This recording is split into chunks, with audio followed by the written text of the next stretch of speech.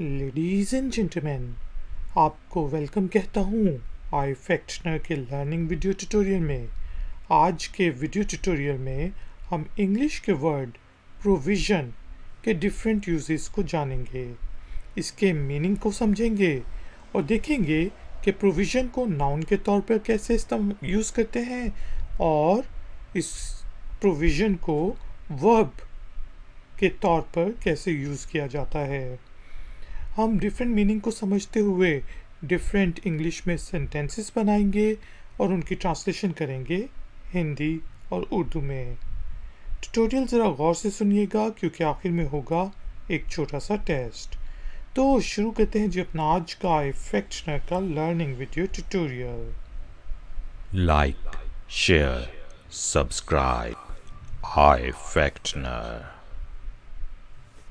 दोस्तों, प्रोविज़न का main meaning होता है कुछ प्रदान करने की क्रिया, यानी कि कुछ फराहम करने की कार्रवाई। प्रोविज़न को हम प्रावधान या रिस्क के लिए भी यूज़ करते हैं। चलें देखते हैं कि प्रोविज़न को हम नाउन के लिए कब इस्तेमाल करते हैं, कब यूज़ करते हैं। तो सबसे पहले हम एक सेंटेंस बनाते हैं जिससे हम कहते हैं कि they are advertising for the provision of goods. अब कोई ऑर्गेनाइजेशन है और वो एडवर्टाइज कर रही है। किस काम के लिए एडवर्टाइज कर रही है? चीज़ों की फरहमी के लिए, चीज़ों के प्रदान के लिए। वो चीज़ों के प्रदान, चीज़ों की फरहमी के लिए एडवर्टाइज कर रहे हैं। जिस बड़ी बड़ी ऑर्गेनाइजेशंस को स्टेशनरीज चाहिए होती हैं, खाने पीने की अशिया चाहिए होती हैं, चीज़ें चाहिए होती हैं, तो वो सब चीज़ें गुड्स में आ जाएंगी। तो हमने कहा they are advertising for the provision of goods. तो यानी कि यहाँ पे हमने चीज़ को देने के लिए हमने प्रोविज़न को यूज़ किया है और यहाँ पे हमने इसको नाउन के तौर पे यूज़ किया है। एक और इसका नाउन के तौर पर इस्तेमाल होता है, यूसेज होता है, जिसका मीनिंग हम समझते हैं एक सेंटेंस बना के।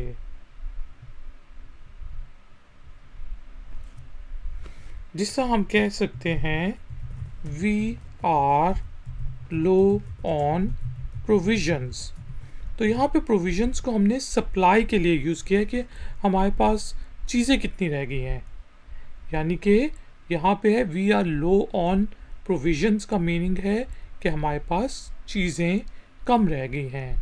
मैं एक हॉस्टल चलाता हूँ, उसमें बच्चे हैं, या स्कूल चलाता हूँ, उसमें काफ़ी बच्चे हैं और पीछे से खाने पीने की चीज़ें नहीं आ रही, तो उस वक्त हम कह सकते हैं we are low on provisions, कि हमारे पास खाने पीने की चीज़ें नहीं हैं। दोस्तों, अब देखते हैं कि वर्ड प्रोविज़न को हम वर्ब के तौर पे किस तरह यूज़ करते हैं, जिससे हम कह सकते हैं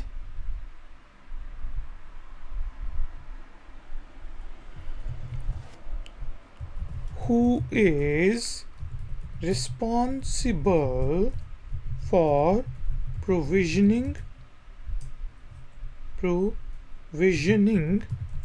of supplies to our school।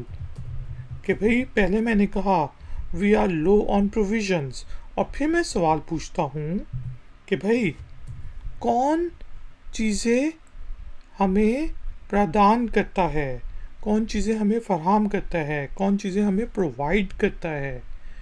तो यहाँ पे हमने इसको वर्ब के तौर पे यूज़ किया है कि who is responsible for provisioning of supplies to our school. इसी तरह हम और जिस तरह हम कह सकते हैं कि लॉ में जिस तरह प्रोविजंस होती हैं कि कोई पूछता है कि भाई मैं ये 4 गाड़ियाँ इंपोर्ट करना चाहता हूँ क्योंकि मैं वापस आ रहा हूँ। लेट्स सपोज मैं इंग्लैंड में रहता हूँ और मैं वापस जा रहा हूँ, तो मैं कहता हूँ कि मुझे 4 गाड़ियाँ वापस लेके जानी है। तो आप आगे से कहते हैं कि there is no provision in law, there is no provision of doing it in law, यानी कि लॉ में ये करने की प्रोविज़न नहीं है, ये आप नहीं कर सकते। तो इस चीज़ को भी हम लिख लेते हैं, जिस तरह हम कह सकते हैं there is no provision of doing it in the law, के लॉ में तो ऐसे करने का कोई प्रोविज़न नहीं है। तो दोस्तों, उम्मीद है आपको प्रोविज़न के डिफरेंट मीनिंग समझ आ गए होंगे। अब आपने वर्ड प्रोविज़न को यूज़ करते हुए इंग्लिश में एक छोटा सा सेंटेंस बनाना है, इनमें से कोई भी मीनिंग को यूज़ करते हुए, और उसे नीचे दिए गए कमेंट्स बॉक्स में पोस्ट कर देना है। मैं आपको चेक करके बताऊंगा कि उसमें कोई गलती तो नहीं।